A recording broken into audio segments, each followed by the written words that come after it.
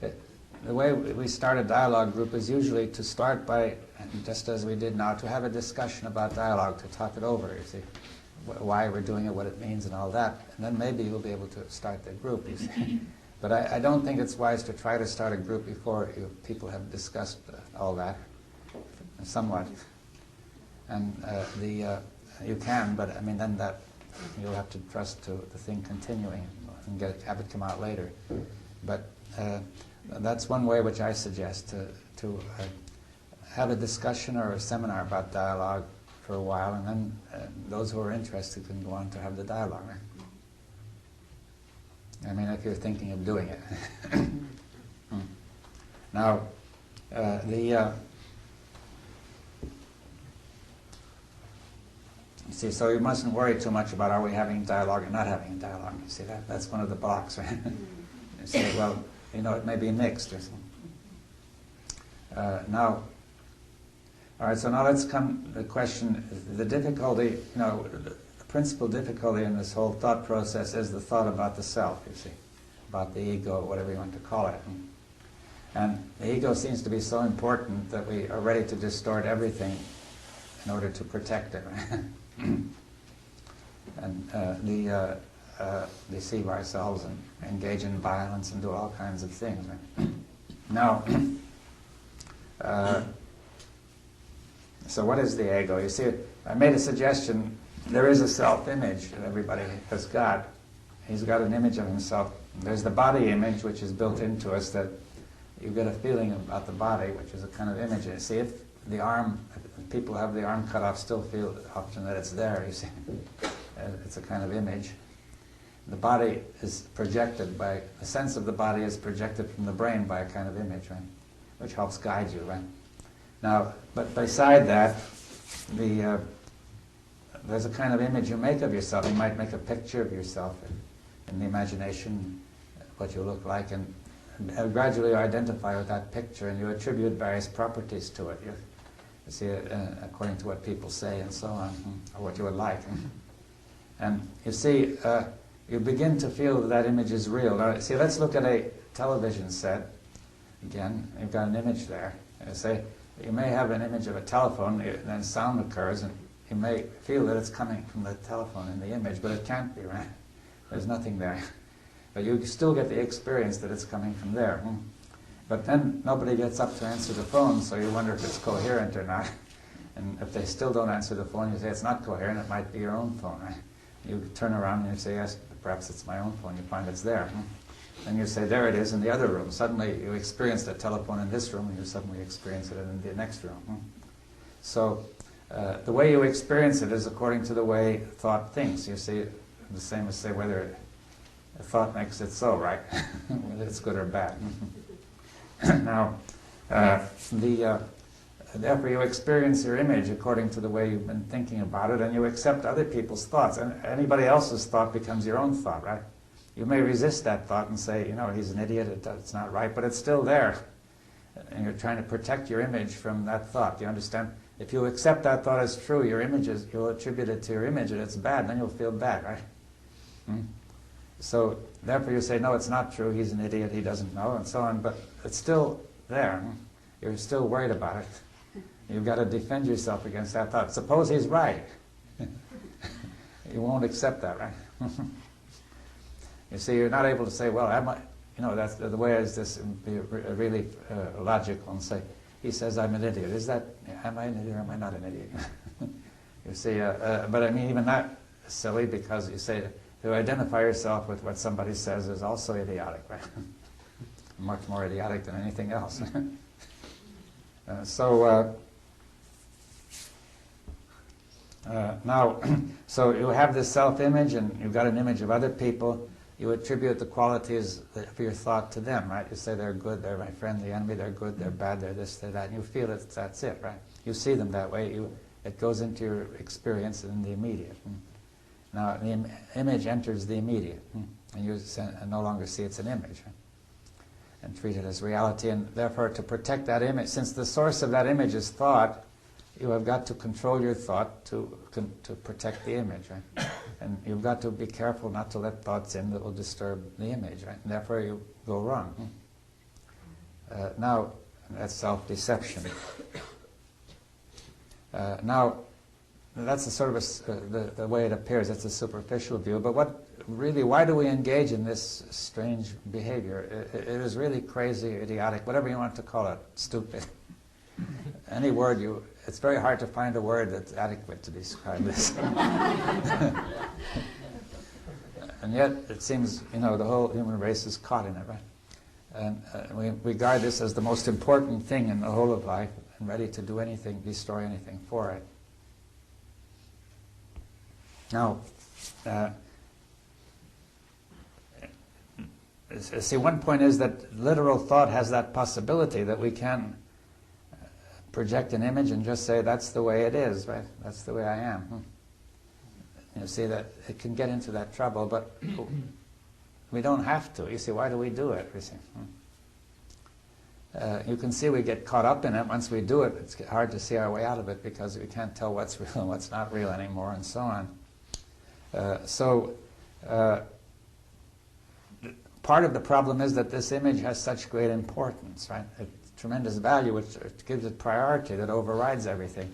So if somebody comes in, or you yourself come in to say, I wonder if that means anything, it's just pushed aside, right?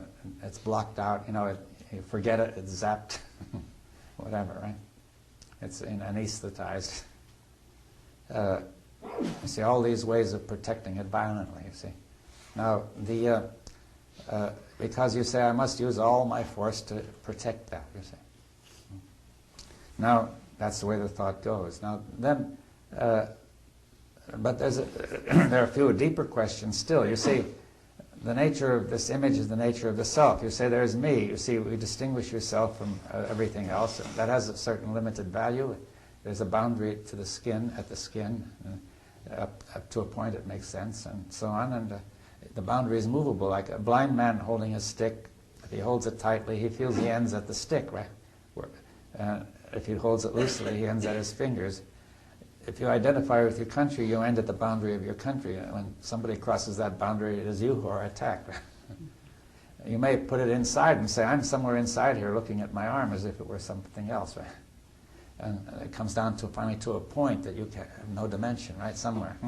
It might be here or here. When somebody asks, they point to themselves, they usually point here, right?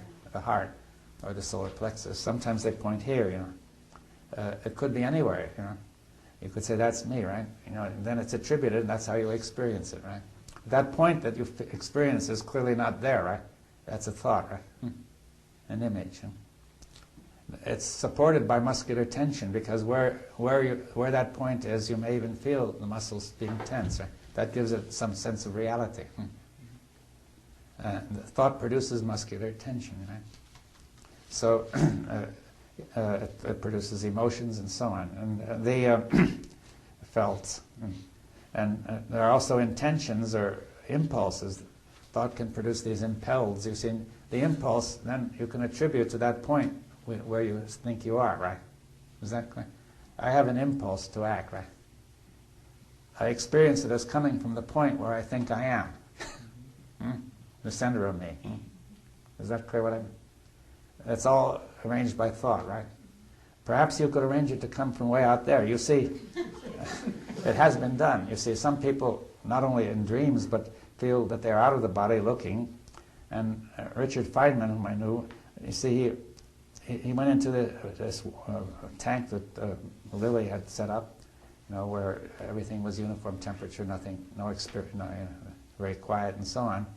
And he said, could he have an out-of-body experience? You see, so he stayed a long time trying it, and suddenly he felt the center of his being had moved a little bit away from the center of his body.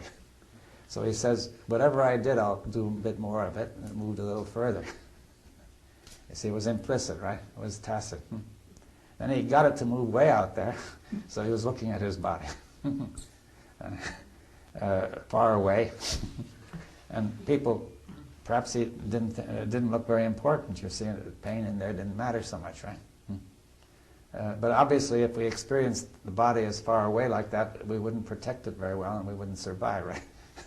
So we have developed so as to experience ourselves as being somewhere in the middle, right, of the body.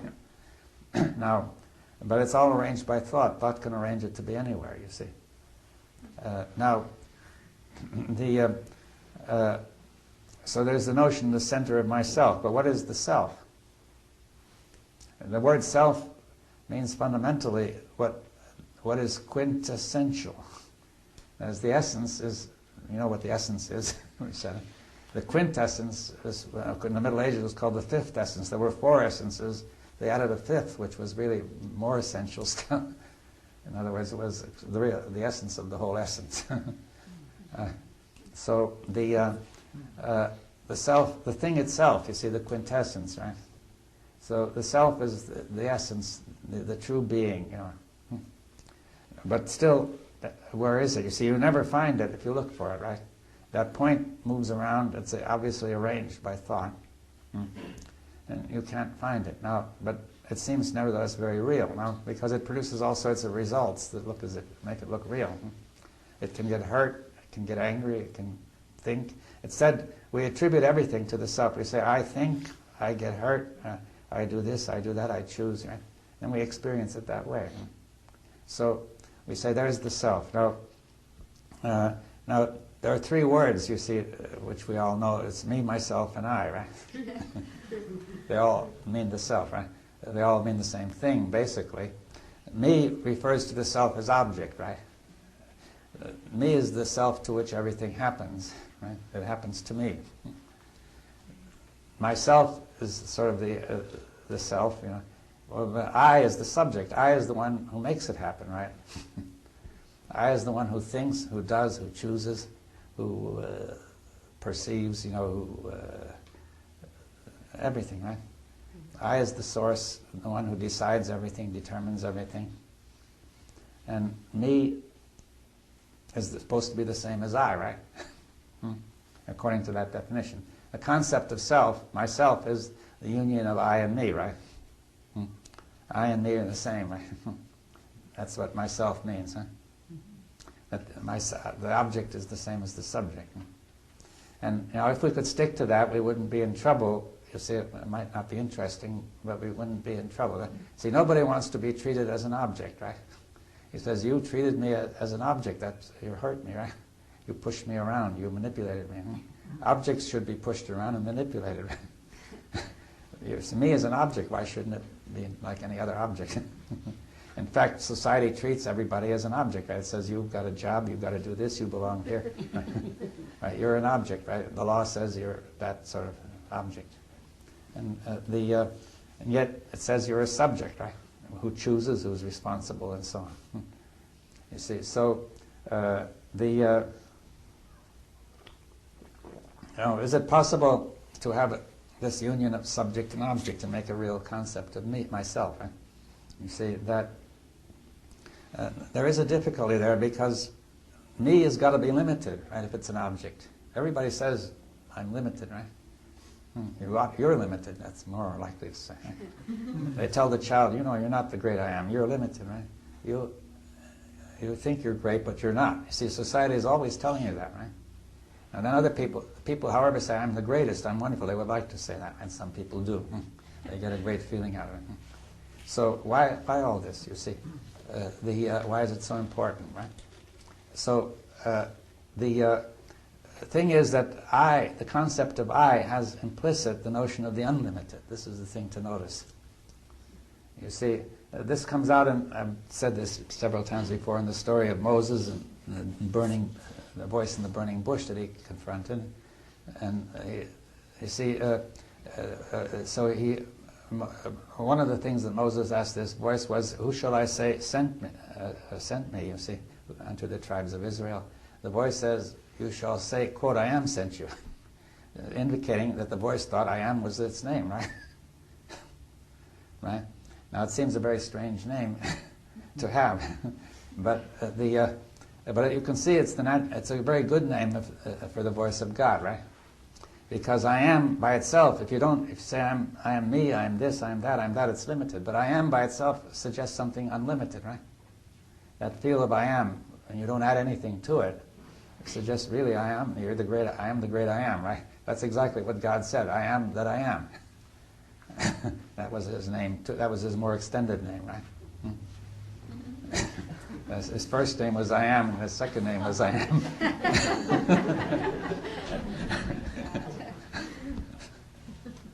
So the word I Am conveys the meaning of God, you see. That's the meaning of that episode, right? I think, you see, it really does. Why would somebody say, I'm the greatest, I'm the king of kings, I'm greater than all the others, or I want to be, or, it would be great if I were, and so on, right? Unfortunately, I'm only little me, but I would like to be the great I Am, right?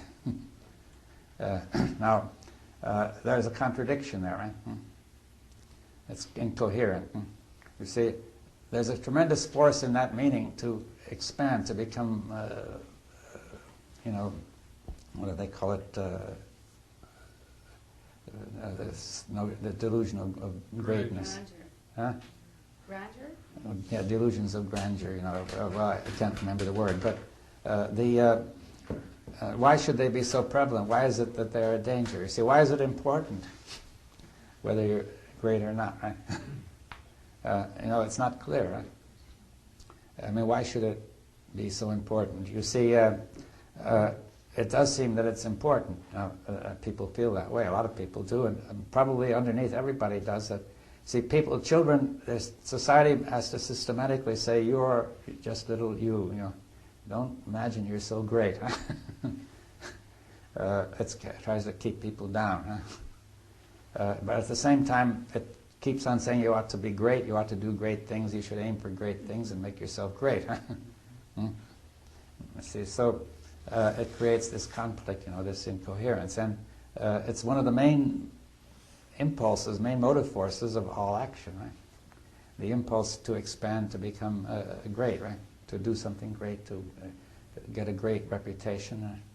See, if somebody thinks of you as great, you could think of yourself as great, right? Then you could say, this point inside is very great. You see? And that seems to produce a very great feeling. Huh? So why is all that? You see, for example, it's said that people make money, they want to buy things, they need things and so on, they enjoy them, but they make a lot more, they want to make a lot more money than that. And one reason is they want to feel self-esteem. You see, they want to feel great, right? They want to feel that everybody knows they can make money and can spend it, and therefore they're good people, right? They're powerful, great people, and so on, you see. So that is one of the motivating forces of the whole society, right?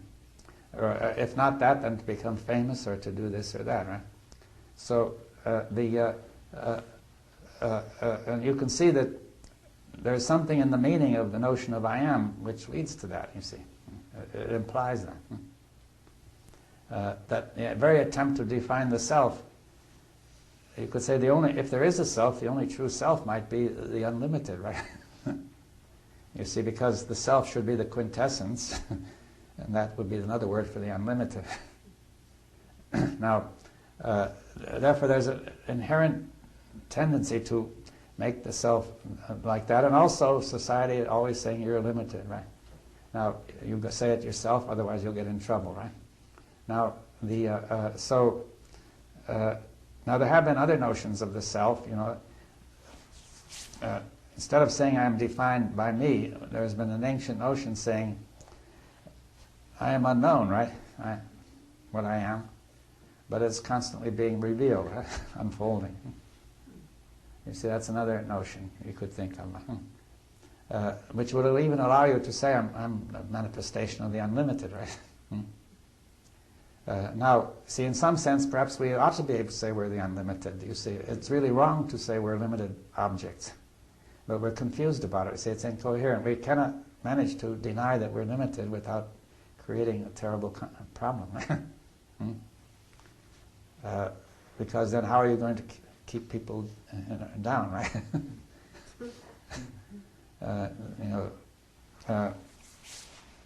Become megalomaniacs, that was the word, right? So well, we don't make the connection that unlimited is the same as nobody. Yeah.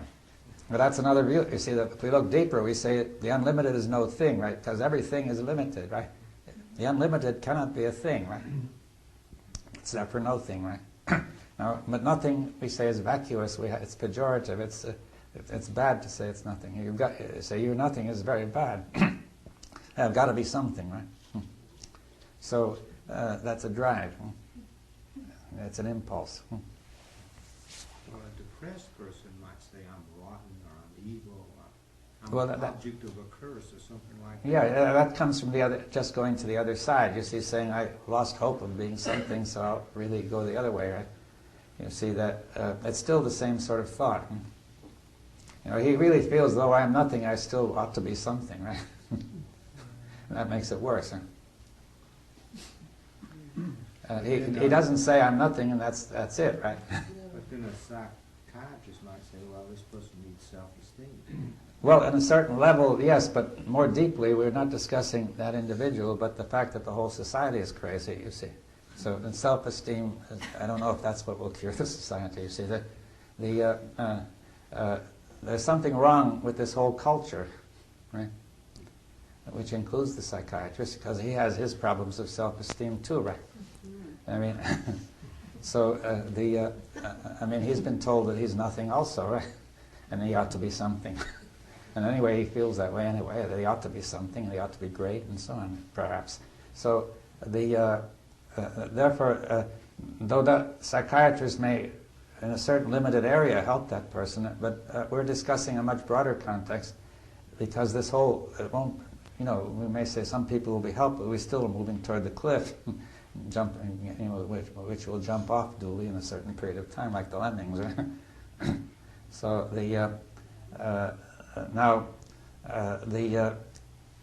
so let's see, what can we say about this self? You see, now I think there's several questions. The self, the connection between thought. One of the things is that we have said, thought has said that there is the self, right, which is the thinker, the source of thought. Thought has said, what is producing me, right? I'm produced by this being called me. The source of thought is me, right, or I. And now, but suppose it turns out that thought is producing the impression that there is a thinker, an image, right, like the telephone in the television set, right? Which isn't there. It would be quite possible that thought is producing the impression that it is created by a thinker, when in fact, as we were saying, it's just going on as a process. Now, thought is always looking at, see, once it does that, it attributes authority to itself, because as the thinker is also the observer, the one who sees, knows, right? And the truth and so on. See, thought builds up authority, right? Or if not saying I know it, then somebody else knows it. It's similar. Out there is somebody who knows, right? Therefore, thought can then get a certain amount of energy out of that. And to a certain extent, the image of the self is needed to say each person has his own interests, his own particular background, and his own needs, and so on, which it can be directed by that kind of thought. Now, the difficulty is that that thought takes over. Right? You know, it gets first priority. And that's because of this I am story, right? That this image immediately gets treated as the great I am, right? God. Everything takes second priority, you see. And then it says, no, you're not. The society takes first priority, but then it's we, right? You see, it's the same thing. You see, us against them. And there was a word in English that was common in the 17th or 18th century called wegotism. So we could say there's the ego and the we-go. It's the same thing, you see. So you get exactly the same problem with us as with I, right? With we and I. So the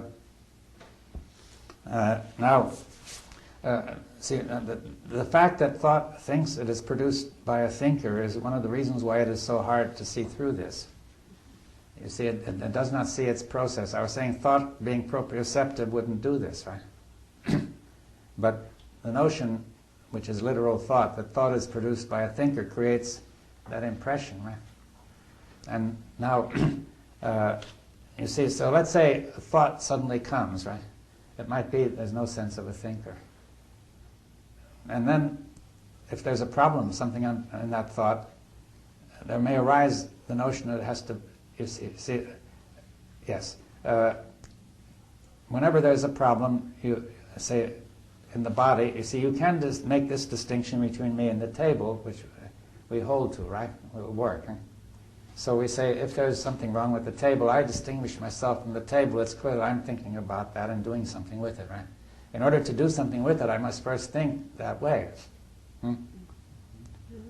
Separating myself from it in thought, right?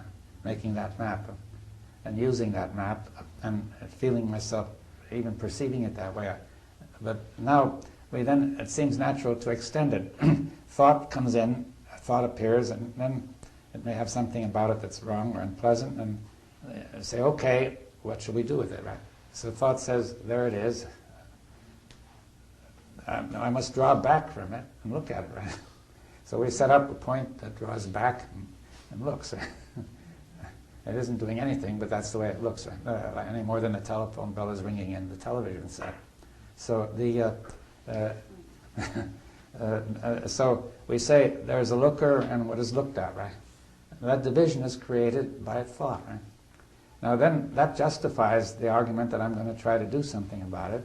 So thought now tries to think some more thoughts that will change it. You see, we saw all the trouble that gets into, right? And it's confused. And so you have the thinker and the thought. Similarly, the observer and the observed, that image comes up. The experiencer and the experience, or various other things of that nature. Finally, you could say consciousness and its content. You see, that we say we are conscious and what we are conscious of are distinguished. But they cannot be, right? So, and that's all one general form, you see. Now, Krishnamurti has emphasized this much more, I think, than any other people who have gone on these lines. And he has said that the observer is the observed, the thinker is the thought. Our whole thought is that it's not so, right? Now, see, in the first instance, we experience that there is a thought in there, and there's a felt, and so on, and I am looking at it, standing back from it, looking at it, and trying to change it, right? To a better form, as I might outside. But that cannot work, right? You see, because there is no real division, it's all thought, right? That division that is being assumed is not there, any more than the national division is really there. It's even less than the national division, right?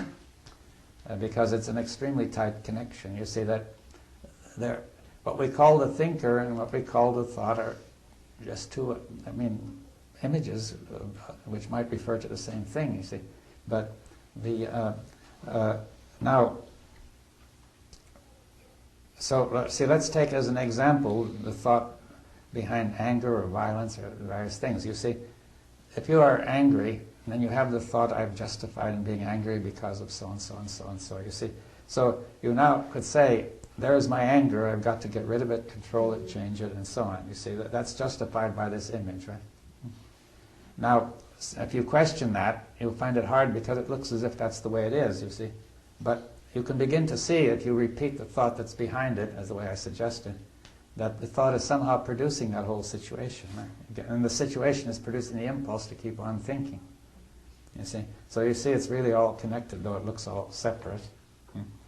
And so you can say the same with violence. You could say the typical thought behind violence is force. This is a situation where force is needed, right? Right? And so you might see your violence. You see, I get violent felts, feelings, which I say are different from me who's looking and thinking. But suppose I have gone into all this and I begin to say, I am that violence. Because I am is that violence, right? Whatever I have meant by I am at this moment is that violence. It's controlled by it, everything, it's a major factor. Now, at the same, that not only means those felts are violence, but also the thought that this is a situation calling for force is I am that thought. That's a little harder, right? Because we are very conditioned to believe that we have produced that thought and it is serving us and telling us the way things are, right? But that thought is making us violent, right? At that moment, we are that thought. We are, I'm only saying at that moment, right? In another moment, we are something else, right? Yeah. You see, so we are that thought, we are that felt, right? But now, but mind moves away all the time. It doesn't want to do that because there is the feeling, there is the notion behind that the self, whatever I am, must be continued and defended. I must continue, right? Somebody mentioned it, you mentioned it, didn't you? I must keep on going, right? So therefore there's a defense, you see, by moving away, by obscuring the issue, by becoming forgetful and dull and so on.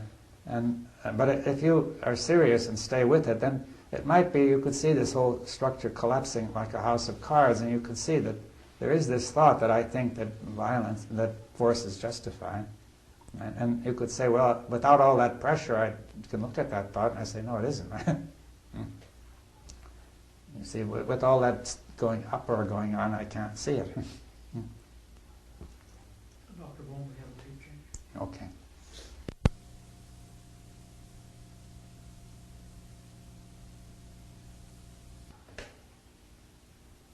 Right. I don't want to discuss this for a while now. When you say that you are the thought, and I guess you need to hold to that and not let it slip away. Yes. Because you would tend to want to get away from that. Yeah, you don't want to think that, you see. You don't want to accept it because it begins to make you feel very uncomfortable what you are, right? Then I am whatever I'm doing, is that right? Well, I am what I think, I am what I feel, I am what I do. I am violence, I am. Yeah, but you see, the violence originates in the thought that force is justified. And that will produce the appropriate feelings, and that will help hold the thought, right? You see, that the sustaining of violence depends on a thought, right? Which is that force is justified. You see, in some cases it's true, right? You need force to move this table, a certain amount of force, right? But is it true about thought? You see, if the problem is somebody thinks in a certain way, and you feel, I've tried to talk to him, I've tried this, I've tried that, he doesn't listen to me, I'd better be more force, I'd better use some force, right? I don't know, this might be offline, but it almost seems to me violence depends entirely on having objects. Yes, it's true. There will be no sense to violence. A force can only be applied to an object, right? And we must think that we have decided to treat that person as an object. You see, this happens between various groups like Arabs and Jews. They say A and B, let's call them. A tries this, he tries this, he tries this, and it doesn't work. They won't listen. Finally says B only understands force. Obviously nobody understands force. There's nothing to understand about it. But the only thing you can do is to convince him that you're stronger than he is, right? And therefore he will do what you want as long as he is convinced that you're stronger. But he will be thinking all the time how to get at you, right? At your weaknesses. David, you were talking before about how you could set up an observer who try to look at himself, but you're always one step behind trying to catch your tail in effect by doing that. I think, though, that unconsciously that's what I see myself doing all the time. There is a thought, and then after the thought has flashed at some subliminal level, an aspect of the brain repeats it. Even when I'm starting a sentence like this, somehow, as the words are cranking themselves out, when I started the sentence, I had some idea of where I was going to wind up. So there was some deeper schematic or image type of thought, which then this conscious level of the brain is verbalizing. And that sort of process I find in myself going on all the time. There's always that verbal layer of chatter, which is in effect repeating or explaining to itself the thoughts which are there. Yeah, well, that's a kind of impulse to analysis or something, right? I don't think particularly analysis, Well- because I think I impute that to other people that they're doing the same thing, that they're Yeah. talking to themselves all the time. Yeah, but I meant that sort of process, you said explaining, it's attempting to analyze what's going on, and it seems to me, and give an explanation of it, right? See, that's one way of dealing with actual objects, is to to understand, to analyze their structure, whatever, and get to understand it, and then Find order. you can find order, and then you know what to do, right? Right, but I think that's an automatic movement, and that's part of the aspect of this feeling of a separate observer. Yeah, well, that's part, but there's a thought behind it, you see, and an impulse behind it, right? Mhm. So I would say the thought behind it is analysis. It's always possible to analyze this thought process, because this thought process is is going on, and I'm observing it, right? It's different from me. Say As that that again. gentleman was speaking just now, he was watching what he was saying, and I think we were all following along, and he made the statement, as I am speaking, and we were watching it happen. The words come out in a linear sense, Yeah. but it seems that what's driving it is already there, or else there couldn't be a coherent sentence that could be formed in a linear sense. It would almost have to be a non-linear driving thing that already knows what's going to be said. Well, it's well known that when you're going to say something that it's been demonstrated, people who study the brain, that there are electrical currents in the brain Right? which contain at least some of what you're going to say, right? In a non-linear form? Yeah, in some way, I don't know, you see. I'm just saying, this may give a little bit of a feeling for what we're talking about in terms of the apparent thinker who is separate from the thought, because this thinker or verbal process or top layer of the brain is continually talking to itself and repeating the thoughts which have occurred on a less verbal level. Yes, that's always going on, you see, but then behind it, I suggest, there are some assumptions which would justify it or make it seem necessary or right to have it go on. Right, which gets into what that gentleman was talking about Yeah. in terms of continuity and Yeah. And also the attempt to grasp it, one way is the attempt to grasp it by analysis, right? Mhm. You're trying constantly to analyze what's going on by another layer of thought. That's one. But then you don't notice that's the same layer that it's trying to analyze, you see? But are you saying that in an intellectual context such as, I mean, this is not a typical group of 50 people gathered at random from the face of the planet. And I think more or less in anyone whom you would get on the street if you would talk with them, that this process would be going on in his head as well. Oh yeah, this is a general human process, because it's part of the process of thought that, you see, the thought says whenever there's a problem, one way of approaching it is to try to explain the problem, what's going on, and analyze it, and then know what to do, right? But beyond that, whenever there's a thought, I, in effect, repeat the thought. And that, I think, is perhaps part of the creation of that feeling of a separate observer. Do you repeat exactly the same thought? You repeat it at a verbal level, yes, basically. Well, but it would be only natural to put it, if it were an external problem, there would be nothing wrong with putting it verbally. You see, if you have a problem, and I say, I see a problem, I'll state it, you see, it may make it more sharp, right? But whether it's a problem or not, it's as if the thought is there in front Yeah. of you, and then you read it, and you know you're repeating the thoughts. Yeah, but So the thoughts then, from having been there, separate from the observer, you may be repeating it, but say, why are you repeating I think he's just describing it? Yeah, what actually may appear as a division between the Yeah. thinker and the thought, because we do have these two levels going, and so Yeah. we make that error. And I think he was just describing, making a picture of the error and how we see it sometimes. yeah. Well, I don't think he's saying the error is in seeing the repetition as different from the thing it repeats, right? Well, I think that's basically one thought manifesting in words as well as in Yeah. implicit. And I think that below that we can actually see the impulse of the two rising, but it appears split. And so we seem to think there's a person who's having this verbal thought. Yes, because there's an assumption somewhere that it is split, right? Right, there's the assumption that these thoughts belong to that person or that entity or that point or whatever it is that is verbalizing them and repeating them in effect. Yeah. See, so there's a whole series of assumptions laid down in the program which operate, right? Right. And see, I think we can go into those up to a point. It's useful, as we're doing. But finally, we can see that this way we'll not actually get it.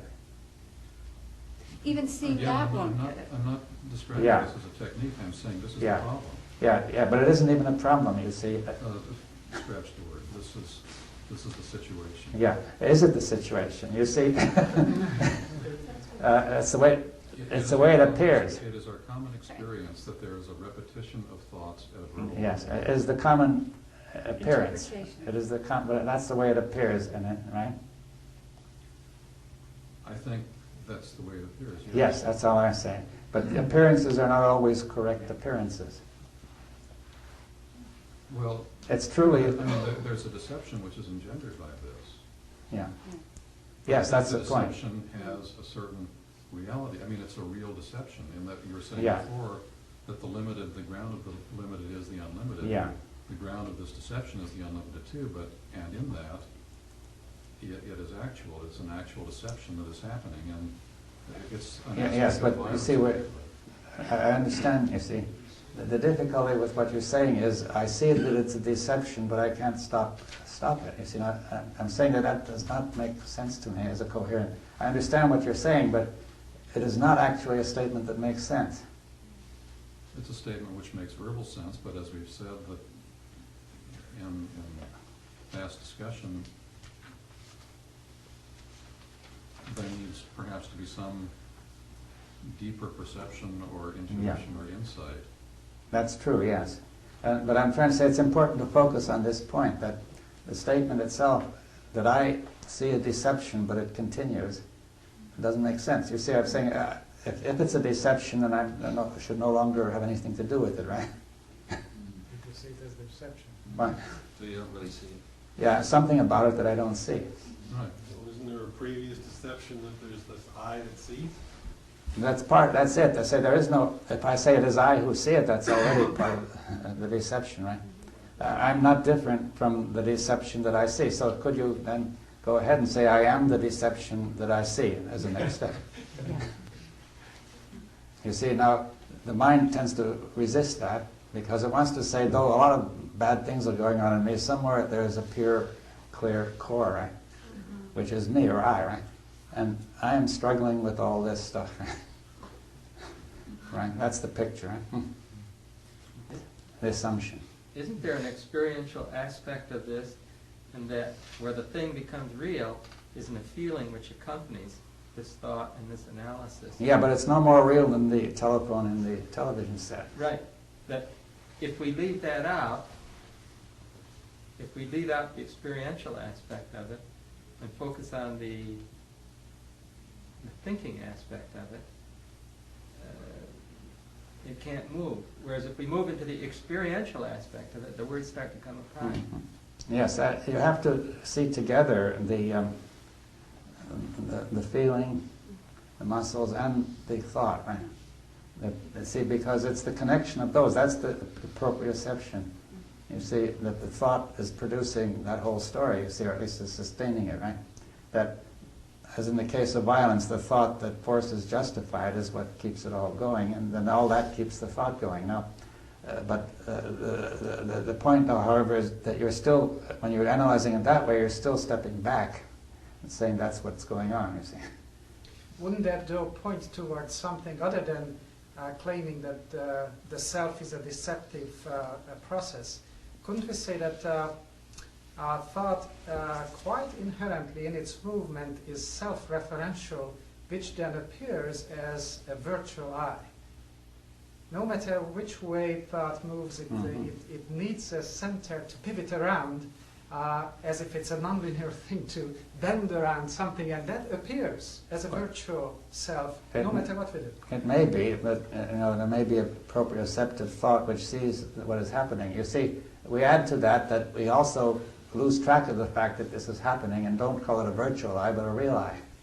Well, but in that case, we should find some content, which is the I. And we said, no matter how we recede back and look for it, it remains virtual. Yes, but we don't not satisfied to say it's virtual. You see, we say it's real. That's the way. Right. Whether it's there or not. If you see, the difficulty. See, the point, the crucial point, is to say I am this that I see or think. You see, and the same is true outwardly when Krishnamurti says I am the world, meaning the world of society. You see, all the thought of society is the essential point about society. Now, when that thought comes into me, it is me, right? And I say, no, it's not me, it's them, right? But that's just a confusion. Now, therefore, it's important, finally, after you understand how it all works, to say that I am the society that I criticize, right? You see, that now, that at this moment, that is what I am, right? Now, it's the same question that we establish a division where there is none, you see.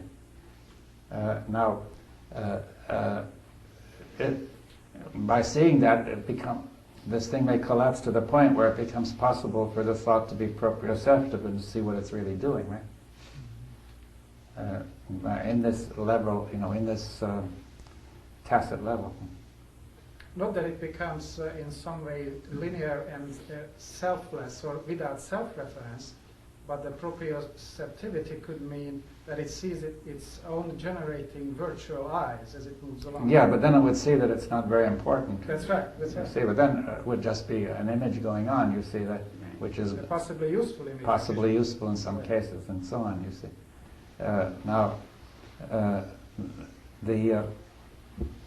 But I think that, you see, it's necessary to stay with this, very seriously, with full intensity. You see, we can't just do it. I mean, we may not be able to really get to the bottom of it just right here, but this is something, see, in the dialogue, I think that you may, if you confront an emotional charge blowing up in this way, if everybody does it, then you may get a real change in the whole structure of the collective mind, right? It becomes proprioceptive. But I don't think, I'm really saying now, I don't think there's time really for us to explore this really very deeply. But it's one of the key points to end this division, so that then the question of the unlimited, you see, this false unlimited, which is the I, goes. You see, one reason we don't contact the unlimited, we would say, is we think we already have, namely it's me, right? It's I. There's no need to do it. Why bother? I'm God, right? And in some sense, people have said that's true if you could only see it in the right sense. So, and the other way to see it is it makes you insane, right? So the point is, there's a false, that the notion that this image is the unlimited gets in the way. It means it's really not quite impossible, if not to see anything else that's unlimited. I mean, even Jehovah said there's no only one. You see, there's no two of them, and therefore, see, in some sense, the thought process is thinking this already is the unlimited, and in some sense, what are you asking for? You see, so if this stops, then maybe there will be a natural movement in which the unlimited in which this all can participate in the unlimited. Right?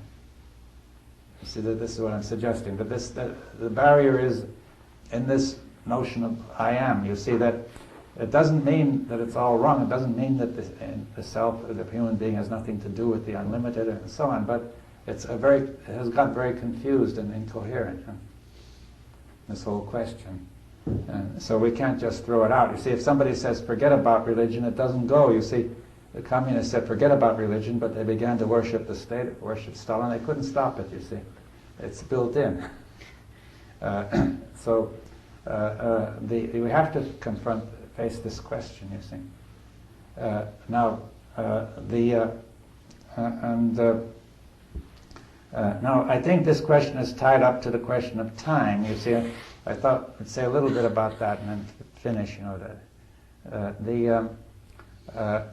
Because thought is very closely tied up to the question of time. You see, now time is another set of paradoxes, right? You see, because we say the past is gone. You see, and the future is not arrived yet. Now we very often represent time as a line and say, here we are at this point on the line in time. Right? We're representing time by space, right? Now that's thought. Now, do we ever experience time directly? You see, I question that. You see, now we experience successive movement and process, but not time. Right? Now but then thought becomes immediate, and you get a sense of the experience of time, nevertheless, right? See, but there's a paradox because the past is gone, the future is not yet. You're here at this point, but this point divides what doesn't exist from what doesn't exist. So how could it be? You see, that view of time somehow must be inadequate. That line is a representation of time. It is not whatever you would mean by time. And then we have also the view, now here is the now, right? The past, there's the past and the future at each moment.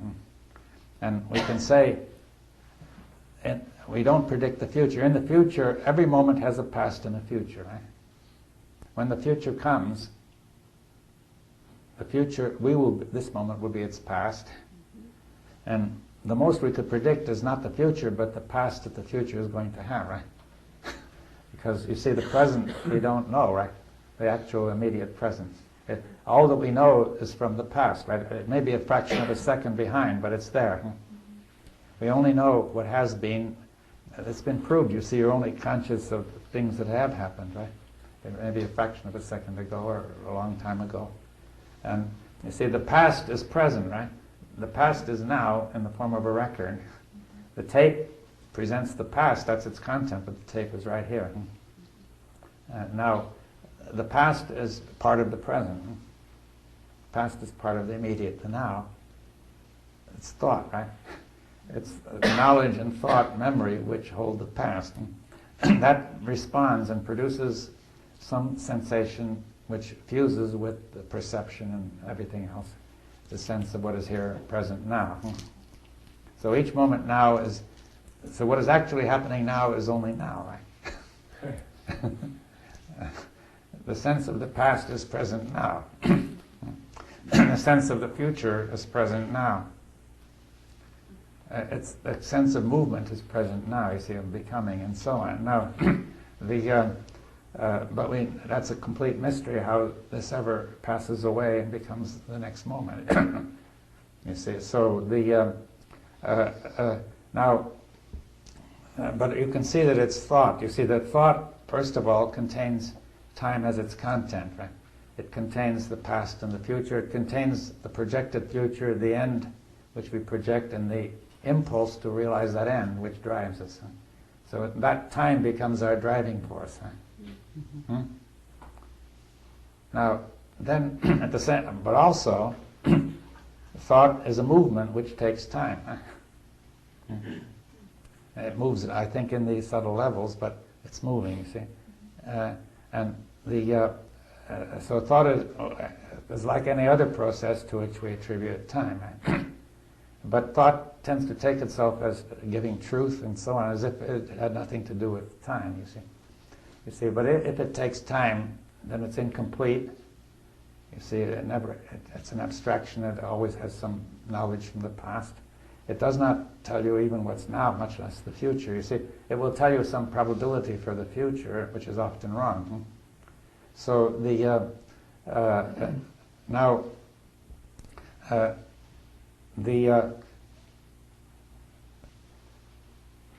so you could look at it differently and say, what do we mean by the immediate? Without the mediation of thought, without the past. You see, you could say that What is the difference of this moment from any other? In certain key ways, it's very similar. This moment is similar to any other one because this moment is a past and a future, and so do all the others. They're all moving from the past to the future. It's different in a particular content. That content is defined by the memory, by thought, right? The responsive memory. The more detailed you put the content, the more you must be conscious of time. Right? Then, suppose you abstract from that and make it more and more, less and less detailed content, more and more general, then the difference of moments becomes less and less, right? So you could suppose if you abstract it from it all, moments would not be different, right? You see, that is the basis in the subtle, tacit, undefinable basis of reality is one, right? Is somehow manifesting in time, moments, right? Which are defined by thought. You see, so time is unfolding, as it were, from that. You see, so now you could say then that the most concrete thing that we can possibly contact is now, right? That subtle process which is going on now. Anything else is something else. It might be somewhere else, some other time, some other place. It's abstract, right? If we talk about it.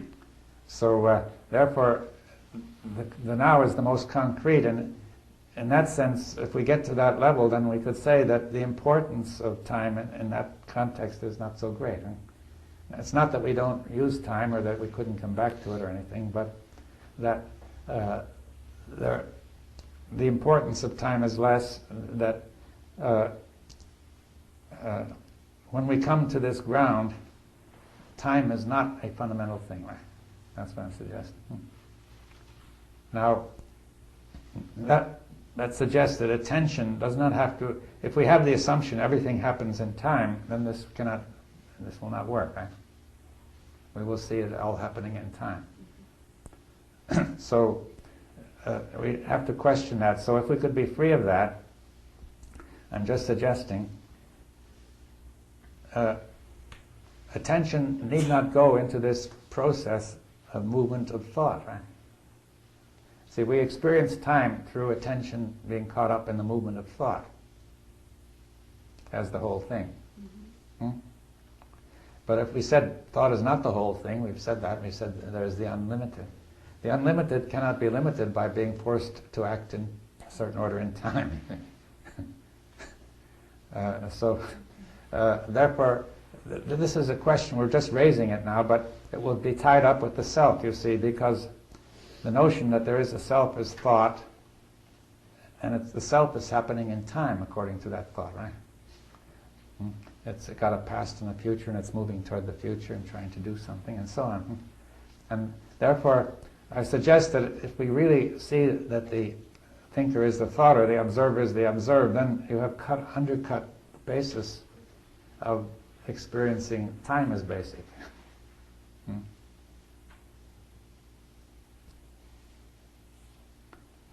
Now, that is essentially one of the features of the contact with the unlimited, right?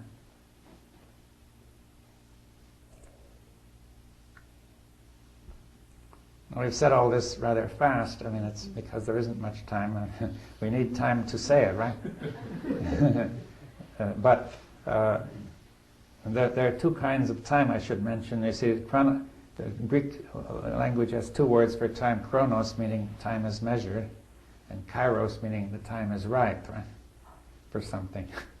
You see, and we must consider both notions of time. You see, this second notion is much less connected with the kind of time on a line and so on. And now,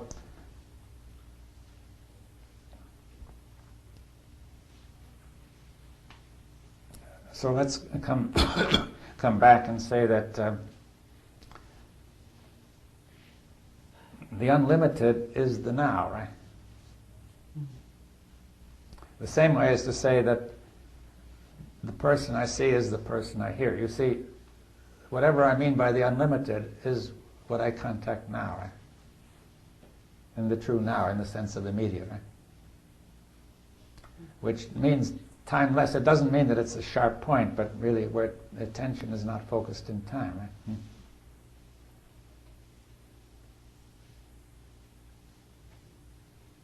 So what's all the fuss about? What?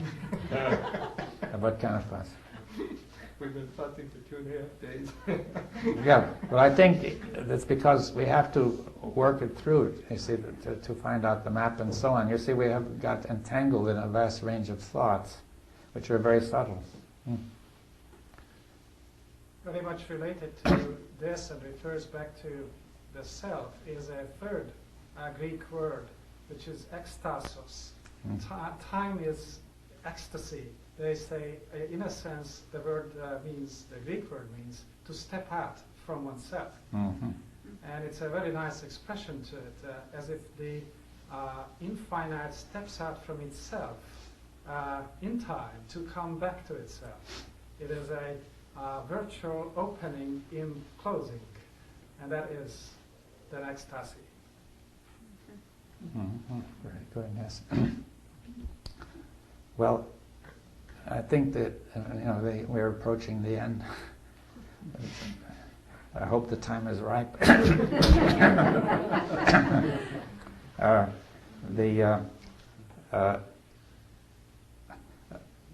See, this has been a sort of a going through this process to perhaps arrive at to have some insight.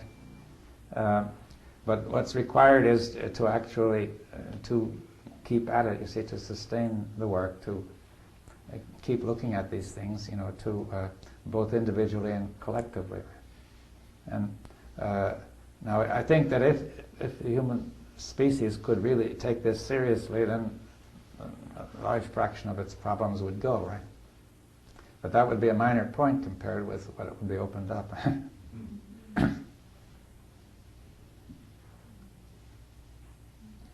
Right, so then perhaps we should say that for the moment the thing has come to an end then. We hope not the final end. Or perhaps it would, as we could say, the end of time, right?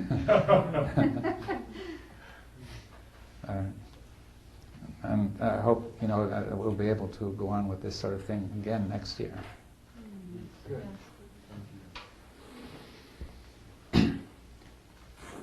Right, but I think we should now end it because people will have to travel and so on.